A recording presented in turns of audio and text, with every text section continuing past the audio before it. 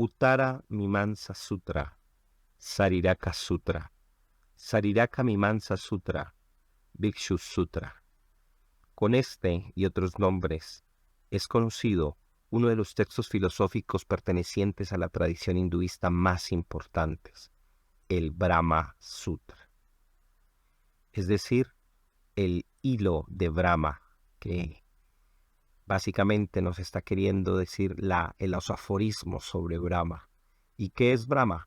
Brahma, en la terminología hinduista, desde el punto de vista filosófico, implica el absoluto, la realidad última y definitiva de todas las cosas. Otro de los nombres que recibe el Brahma Sutra, que es nuestro protagonista hoy aquí en Miscelánea, es el de Vedanta Sutra. Esta expresión Vedanta alude al fin del Veda, al objetivo, a, digamos, la síntesis total que estos documentos, los Vedas, fuente de sabiduría para el mundo hinduista, pues presenta y tiene. De acuerdo precisamente a esta enseñanza del Vedanta, la sabiduría se presenta básicamente a partir de tres fuentes de conocimiento, o las Prasthana Trayi. El primero de ellos son las Upanishad, que son consideradas las Sruti Prasthana, o la base doctrinal que se ha revelado, puesto que Sruti significa aquello que ha sido oído directamente de la divinidad. El otro documento importante y que es muy conocido en el mundo occidental es la Bhagavad Gita, que se considera el Smriti Prasthana, es decir, la base tradicional que se recuerda, ya que Smriti significa aquello que es recordado, que se distingue de aquello que es oído.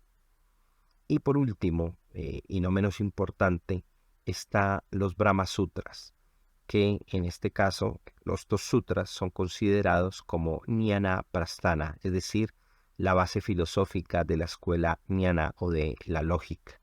En últimas, los Brahma Sutras es una expresión lógica de toda esa sabiduría que se ha escuchado también, que se ha recordado, pero que aquí se va a expresar de manera axiomática, para de esta manera establecer de manera lógica aquello que es reconocido como parte de la escritura sagrada en el mundo hinduista. Y lo interesante es que ya sean las Upanishad, el Bhagavad Gita y los Brahma Sutras son considerados como la base axiomática, de la cual parte toda la filosofía profunda del hinduismo y que no puede ser discutida. Ahora bien, ¿qué es en sí el Brahma Sutra? ¿De qué trata? ¿Y por qué es importante como para también considerarlo parte de estas misceláneas que he venido haciendo aquí en mi canal? Pues básicamente basta decir que es uno de los textos fundamentales en la filosofía del Vedanta, que no olvidemos es una de las 6 escuelas principales del hinduismo, que son la base ortodoxa y que excluye, por supuesto, al jainismo y al budismo, que son considerados heréticos. Este documento fue escrito por el sabio Badarayana Vyasa y que se cree vivió alrededor del siglo V antes de la era. Y este nombre puede ser simplemente un término genérico para hablar de una escuela de escribas, pero por supuesto textos como los Puranas lo ven como un individuo específico al cual se le dictó muchísima sabiduría por parte del dios Vishnu. El Brahma Sutra también es una recopilación, por supuesto, de aforismos o precisamente estos sutras que sintetizan los principales conceptos y temas que ya estaban expuestos en las Upanishad, que son, digamos, los textos filosóficos presentados a manera de conversación, de diálogo entre maestro y discípulo, y que hacen parte de los Vedas como terminación y como una manera de conclusión. En ese sentido, el propósito del Brahma Sutra es presentar una síntesis y una interpretación de estas Upanishad, y de esta manera explica temas tan importantes como la realidad última, a la cual se llama en el mundo sánscrito como Brahma, se lo reconoce así, el Brahman, y que no puede confundirse, atención, con el Brahma, que es el sacerdote, o el Brahman, perdón, o Brahma, que es el Dios. En este caso estamos hablando de algo abstracto, de algo sin cualidades. También va a tratar, por supuesto, de la relación que el Brahman va a tener con el Atman o con el Jiva, es decir, con la concepción personal eh, que se une a él y que está vinculada con él, o también con el Jiva, que es la expresión individual, podríamos llamar desde nuestra concepción egoísta. También va a examinar la naturaleza de lo divino, la creación del universo, la naturaleza de la mente y, por supuesto, y una de las cosas más importantes para el mundo de la India, el proceso de liberación espiritual. El Brahma Sutta también aborda diferentes escuelas de pensamiento del hinduismo que están dentro del mismo Vedanta y que son escuelas que han interpretado estos documentos de maneras totalmente distintas. Por un lado está el Advaita Vedanta, que es quizás una de las escuelas, uno de los conocimientos más conocidos a nivel mundial. El Vishvasvaita Vedanta, que es el dualismo cualificado, perdón, el no dualismo cualificado, y el Dvaita Vedanta, que es propiamente el dualismo. Es decir, la escuela que se basa en la idea de que efectivamente hay una naturaleza distinta entre Brahman y el Atman.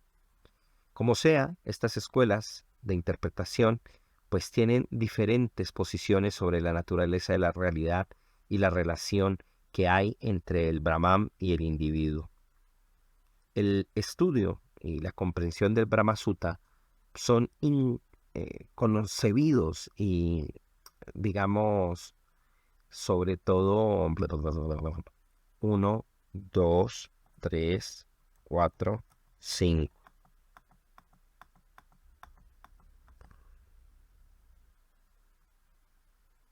El estudio y la comprensión del Brahma Sutra son considerados de vital importancia para los practicantes del Vedanta, puesto que le proporcionan la base filosófica sólida para desarrollar esa búsqueda espiritual y, por lo tanto, la comprensión de la realidad última, que es lo que le capacitará para poder generar el proceso de liberación del mundo. Y en este sentido, ha sido objeto de muchísimos comentarios y análisis detallados por parte de filósofos y maestros a lo largo de la historia. Ahora bien, como ya lo venía mencionando, los Brahma Sutras reconcilian diferentes declaraciones que se presentan como contradictorias tanto en las Upanishad como en la Bhagavad Gita y lo exponen de manera lógica y le dan un contexto dentro de la doctrina del hinduismo. Como ya lo había dicho, el término sutra implica un hilo y estos hilos en el Brahma Sutra, cada uno de ellos se va entretejiendo de tal modo que vaya completándose un todo coherente. A pesar de esto, a pesar de esa coherencia, hay que entender que al ser un texto de carácter lógico, pues como tal es bastante lacónico y se puede interpretar, más aún si se traduce, de muchas maneras y hace que estos documentos pues tengan muchísimas versiones con comentarios para poder dar cuenta de lo que están diciendo. Así, por ejemplo, la declaración Atraki Gani Agatinam, abandona el cuerpo, va y viene. Hay traductores y comentaristas que lo explican así. El alma es atómica porque las escrituras sagradas declaran que abandona el cuerpo, se va y retorna. Tales declaraciones serían incoherentes si el alma fuera omnipresente. Esto es una traducción con comentario incluido, podríamos decir. O por ejemplo, la declaración Nanur ata estruter itihem na itara adi karam, que se traduce como no atómica, no eso, en la escritura revelada así, sino el otro debido al contexto. Los traductores que a la vez serán comentaristas, podrán interpretarlo de la siguiente manera. El alma no es atómica, ya que no hay ninguna escritura que lo diga. Replicamos que no es así, puesto que el contexto se entiende que estos textos se refieren al otro, es decir, al Brahman. Ahora bien, ¿qué es lo importante detrás de todo esto? Es aprender los conceptos abstractos que están allí y que han pasado incluso al mundo occidental y hacen parte del habla cotidiana de muchas personas, y ya sea en inglés, en italiano, en español, en francés.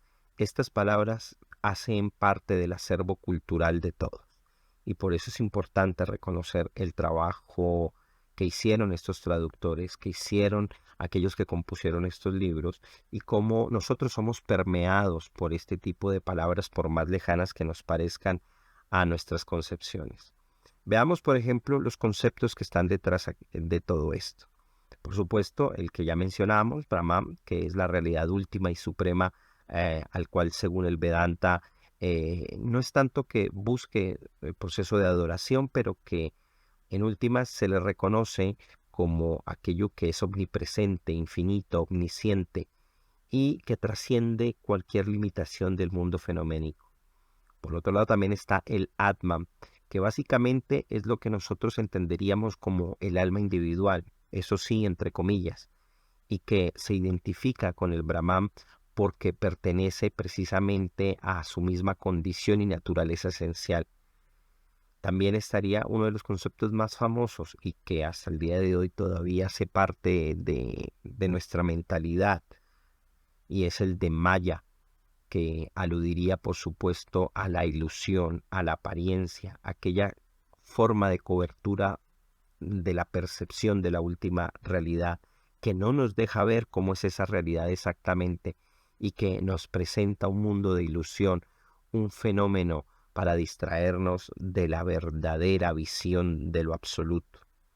El otro concepto también es el de Jiva, que se refiere al individuo en su forma limitada y su expresión condicionada, en la que se identifica totalmente con el cuerpo y con la mente.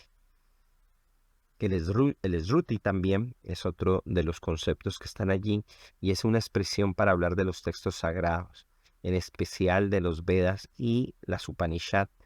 Y esto es así porque se considera que allí están las fuentes primordiales del conocimiento, y por lo tanto es importante saber conocerlos e indagarlos de la manera apropiada de acuerdo a esta escuela.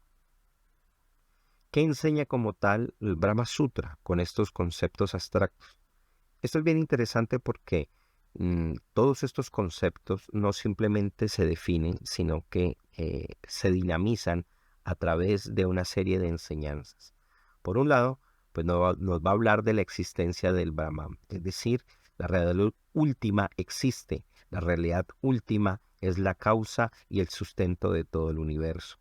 También, en ese sentido, esa existencia expresa su naturaleza, y en el texto se describe como infinito, como omnipresente, como aquel que trasciende toda limitación y toda dualidad del mundo fenoménico, y que solo se puede concebir desde el entendimiento y la comprensión de la unidad.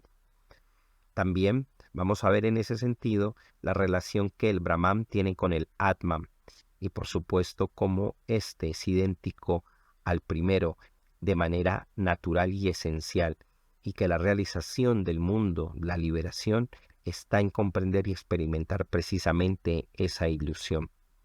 También que hay una relación inmediata entre la ilusión del Maya y el mundo fenoménico, es decir, el mundo natural, el mundo fenoménico, no es sino una expresión de Maya que es temporal, cambiante, y que vendría siendo la expresión contraria del Brahman. El texto también nos da enseñanzas en cuanto a los medios del conocimiento que se tienen para poder superar ese impasse que Maya a través de la ilusión impone. También nos explica a través de ellos el sendero del conocimiento que será el que permitirá la liberación a partir del trabajo de contemplación, de devoción y de práctica disciplinaria de la ética, en la que por supuesto, se atenderá a la voz de los sabios y de esa manera se podrá dinamizar el intelecto para que actúe de una manera concreta y pueda superar la ilusión. De esa manera es interesante, por supuesto, que la ética va a ser, junto con la devoción, uno de los elementos más importantes que el Brahma Sutra, a pesar de ser un documento totalmente lógico y expresado a partir de conceptos de la India, eh, del mundo sánscrito de la India, pues nos va a dejar un elemento totalmente práctico, ya que la ética, la moralidad, la liberación, la devoción, una práctica religiosa adecuada, son importantes y por lo tanto no simplemente se queda en un documento lógico, sino que da un paso mucho más allá para poder abordar esa liberación. Ahora bien, ¿qué dificultades hay al abordar un libro de este tipo, como el Brahma Sutra, de poder llegar a entender esta sabiduría? El Brahma Sutra, como ya lo he dicho, pues pertenece a una tradición específica y muchas personas no están relacionados con ella por falta de interés, porque no es parte de su vida cotidiana, porque se dedica al conocimiento de otra religión o de otras espiritualidades. Sin embargo, siempre he visto que abordar estos documentos es importante por el ejercicio de leer y de indagar algo precisamente a lo cual no estamos habituados. Yo veo tanto a los textos como una forma, aquellos que son difíciles, como, por decirlo así, un tipo de videojuego en el cual yo tengo que pasar y entender, comprender más allá, pasar jefes de nivel y poder abordar nuevas aventuras. Lo mismo pasa con este tipo de documento. Es cierto que hay dificultades al abordar un texto. Dificultades como cuáles, por ejemplo, el lenguaje y el estilo que es denso. El Brahma Sutra, al ser un libro de aforismos, que es bastante conciso, compacto, pues utiliza un lenguaje técnico y abstracto que va a ser muy difícil de abordar para todos los lectores, más aún para aquellos que no tienen una experiencia previa en la filosofía hindú y en el Vedanta específicamente. También, por supuesto, implicando lo anterior, el contexto cultural y religioso es importante. Muchas personas no saben ni conocen el contexto de la tradición hindú y por lo tanto se alejan y al no estar familiarizados huyen de la información. También la abstracción y complejidad conceptual del documento hace que muchas personas no entiendan o asimilen mal a partir de ciertos prejuicios lectores un documento así. Sin duda alguna, no podemos olvidarnos también de la necesidad de un enfoque integral, ya que el Brahma Sutra no se puede entender completamente de forma aislada, sino que se requiere un conocimiento previo de otras fuentes del hinduismo como las Upanishad o la Bhagavad Gita, y por lo tanto también esto es un límite. Y sin duda alguna, hay elementos que solo pueden ser entendidos con un maestro calificado para ello y que pueda llegar a presentarnos desafíos verdaderos y no a quedarnos simplemente con la interpretación que nosotros pensamos y que en últimas es una forma errónea de estar asumiendo el texto. Eso implica también, por supuesto, que al ser un documento con una antigüedad muy grande, pues presenta diferentes interpretaciones y enfoques diferentes, teniendo por supuesto muchas escuelas que lo presentan de una manera totalmente distinta. Y eso hay que aprender a conocerlo. Los libros no son simplemente su textualidad, sino también su tradición. Lo mejor en ese caso es, por supuesto, llegar, ya que muy pocos sabemos sánscrito de una manera apropiada. Yo, por ejemplo, he estudiado algo, lo básico netamente, pero aún así la complejidad de este idioma pues sobrepasa, por supuesto, fácilmente mi comprensión. Y aunque lo supiera leer bien, no implica que lo entendiera de una manera adecuada. Y por eso, pues recomiendo muchísimo de que se busquen traducciones adecuadas al español. Hay varias que filósofos y académicos han hecho a lo largo de varios años, tanto en inglés, en francés, en alemán, pero en español de manera particular recomiendo la traducción llamada Brahma Sutras con los comentarios Advaita de Shankara, que es la traducción de una mujer muy erudita llamada Consuelo Martín. Esta versión fue editada por la editorial Trota. Lo recomiendo muchísimo porque efectivamente ella no solo es una erudita en el mundo sánscrito, sino que conoce muy bien la filosofía del Advaita Vedanta. Entonces, pues no siendo más, quería simplemente recordar lo importante que es acercarse y adentrarse a este tipo de filosofías y a no quedarse con la visión superficial del yoga y del conocimiento de la India sin tener la carga y los conceptos profundos. Y si una persona quiere de verdad intelectualmente acercarse mucho más allá a este tipo de filosofías, pues el Vedanta Sutra es el documento en el que podrá explorar la naturaleza de la realidad última, la identidad del individuo, el camino hacia la liberación espiritual. Y de esa manera, por supuesto, podrá entender esos conceptos profundos, abstractos, y podrá ampliar una visión mucho más específica, pero también a la vez más poderosa sobre qué es la vida, las dimensiones, nuestra forma de captar el universo y de comprender la realidad. Y en ese sentido, pues se embarcará esta persona, quien estudie este documento, en ese viaje tan importante del conocimiento y la realización espiritual, que aquí he compartido en uno de sus múltiples caminos en esta miscelánea de hoy.